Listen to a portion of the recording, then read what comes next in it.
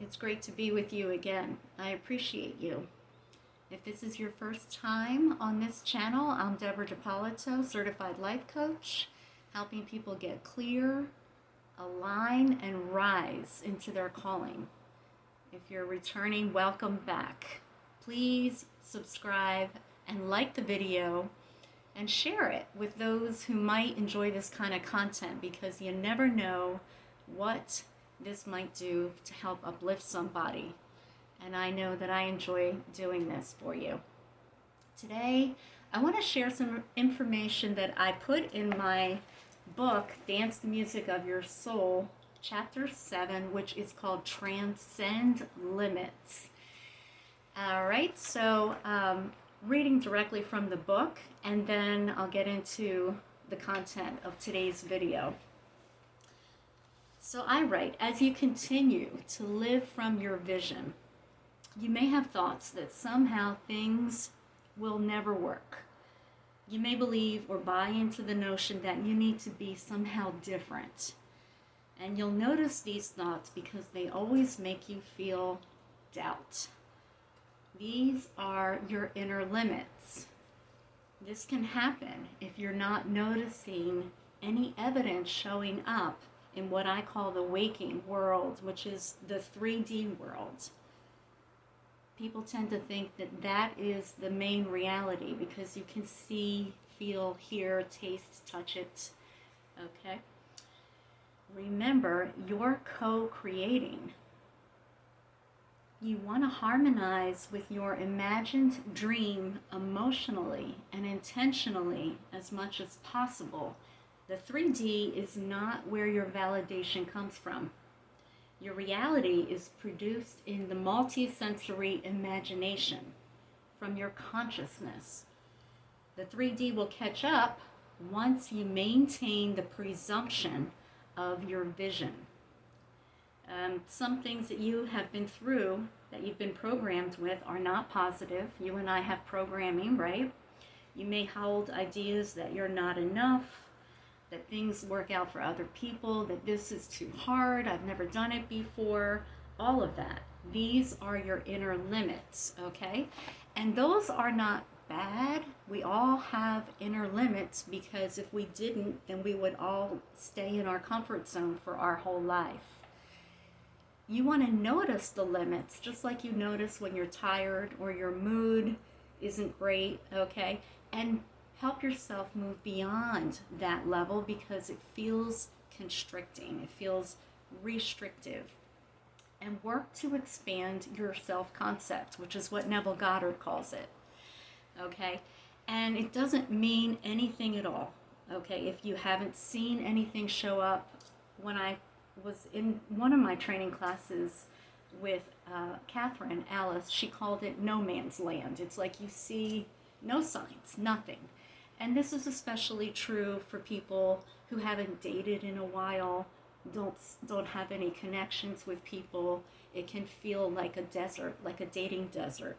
Same thing with anything else that you want to accomplish in your life, that you want to expand into. If you don't see signs, you can get discouraged. But you're the person who's going to be able to change that in your life and transcend those limits and go beyond them by working on your self-concept. And you do this using affirmations and mental rehearsal. Those are two key ways to accomplish this. And you've done this many times before without even intending to do it. You have. You have. And most certainly I invite you to remember times when you have done that. And I'm sure you can come up with examples. Think of how sports players are before a game. Hopefully they see themselves throwing the ball, getting the ball. If it's football, making the touchdown, they rehearse it. They rehearse it over and over. Mental rehearsal is big in sports. And then they do achieve the goal. They make the touchdown. Once you visualize something enough in your subconscious mind, when you visualize something enough in your mind with feeling, the subconscious mind Okay, you make the decision with your conscious mind, and then you impress your subconscious mind, and it will act compulsively to bring you the events in reality that match the direction that you're giving it. And it cannot tell the difference between what's real or imagined. So you do need to give your subconscious mind direction repeatedly. So you want to practice living from your vision until it feels natural to you. Okay, similar to if you think about anything else that you got. When you wanted it and you got it, you don't think about it now. You just have it. You let it go. You practice living from the aspect of your vision that you don't have until it feels natural, and then you let it go. And reality must reflect your imaginal acts. It is universal law. Okay? So practice it and do what helps you bring your desires into your reality. Today, I would love it if you would come up with just one simple imaginal scene and one simple affirmation that implies you have your desire. Okay? Pick an area of your life that you really want to shift. Come up with an imaginal scene. I'll give you an example for love. If you're looking for a special partner, you could imagine walking down the beach, holding hands with this person. Feel the sand under your feet, the warmth of the sun. Smell the salt of the ocean air. Hear the ocean waves crashing. Expand your heart and feel love. And do this several times a day, and then you might affirm love now, or divine right partner now. And do this so that you create and lull, which is what one of my mentors tells me, lull your subconscious into this conditioning.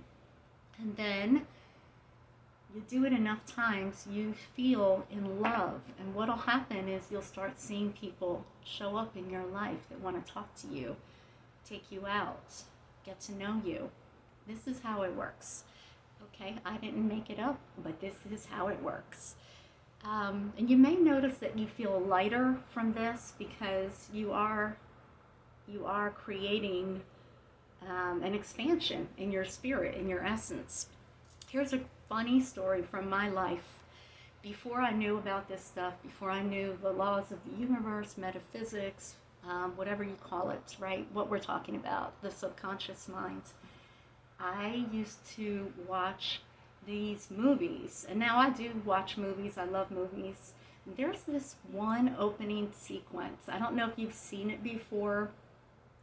It's pretty popular. It was pretty famous about 10 years ago. I don't know which studio made it, but it's the beginning. It's the opening sequence of a movie. And they show a video of the movie studio backlot where you actually go into the different trailers and film. Well, they show those trailers and the sun is shining so brightly on them. Everything looks orange and yellow. And it's the beginning. It's the opening credits of the movie. Okay, so I would see that in the movie theater. Then, you know, as I said, I didn't know these things. I didn't study them. I visited California to go to Universal Studios theme park. That's where they have the mechanical shark that played Jaws. You can see that. They have the Simpsons ride and other really fun things. And I was about to embark on the park, you know, for a fun day, have fun. I was parked.